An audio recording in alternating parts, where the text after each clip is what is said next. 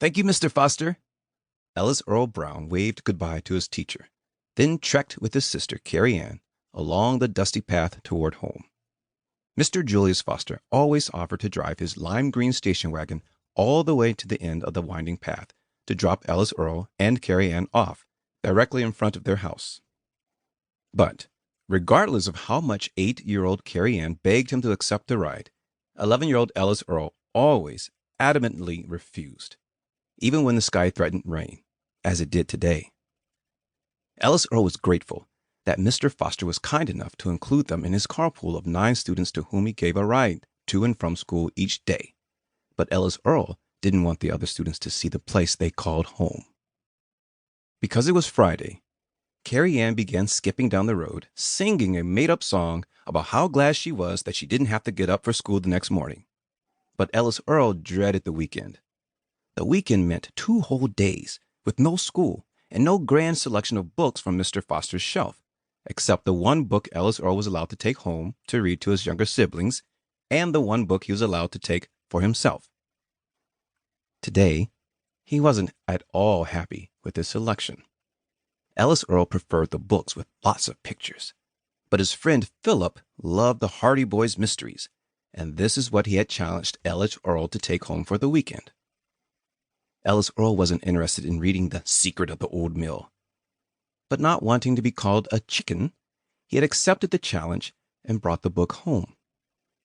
For certain, he'd do his best to try to read it, as he longed to read chapter books like Philip. But deep down, he knew that his mind would soon wander away from the words if there were no pictures to guide him along. Besides the absence of Mr. Foster's collection of books, there would also be the absence of food, sometimes not even a piece of bread, unless Ellis Earl's family went to visit their grandparents on Sunday, which he dreaded. This weekend, however, Ellis Earl was in luck.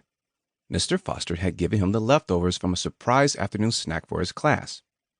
Ellis Earl wished the food could hold them over until Monday. But with 11 people in their house, a half loaf of bread, a half-empty jar of peanut butter, 2 chocolate moon pies, and a package of stage planks wouldn't last until even the next day. The minute Mr. Foster had given him the sack, Ellis Earl had begun figuring out how many sandwiches he could make with the bread and peanut butter. He shared those figures with Carrie Ann. "We got 10 slices of bread," he said. "We can make 5 sandwiches and cut them in half. Or we can each have 1 slice with peanut butter on top. That's enough for all the children. We'll divide up the moon pies, too. Mama can have the stage planks. It'll be nice if she has something sweet for a change." Carrie Ann stopped skipping and turned to face Ellis Earl. She glared at him. "Mr. Foster said to make sure I got a moon pie," she said. "That mean a whole moon pie, so I ain't splitting it up with nobody."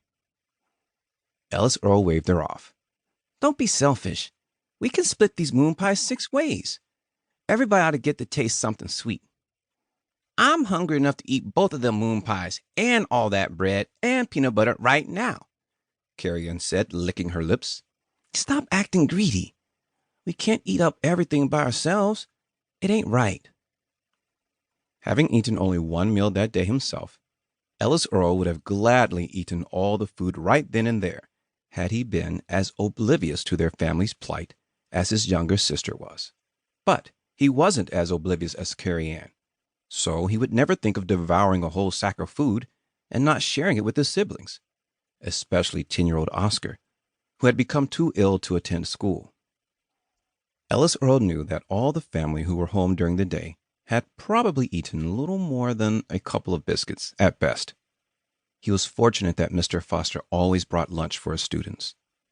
Mr. Foster's food was delicious, so Ellis Earl didn't mind one bit that he couldn't bring his own lunch. Sometimes Mr. Foster even had fried chicken or smothered pork chops, and, as if by some trick of magic, he had enough for everyone, even the students who brought their own lunches at times. "Why we gotta walk all the way home from the road?" Carrie Ann complained, as she did nearly every day. She hugged her stack of textbooks to her chest with one hand, and with the other tugged her coat collar tighter about her neck. "It's cold out here, and my hand is freezing." Ellis Earl clucked his tongue at Carrie Ann. It was a pity how his little sister could so quickly switch from skipping and singing to slouching and complaining. He peered through the still bare branches of the trees and gazed at the sky. It was overcast and gray. "It's about to be springtime before long," he said, even though he hardly believed that himself. Regretfully, he didn't have a free hand with which to secure his coat collar tighter about his neck. Neither could he alternate which hand held his textbooks in order to warm the other in his coat pocket, as Carrie Ann did.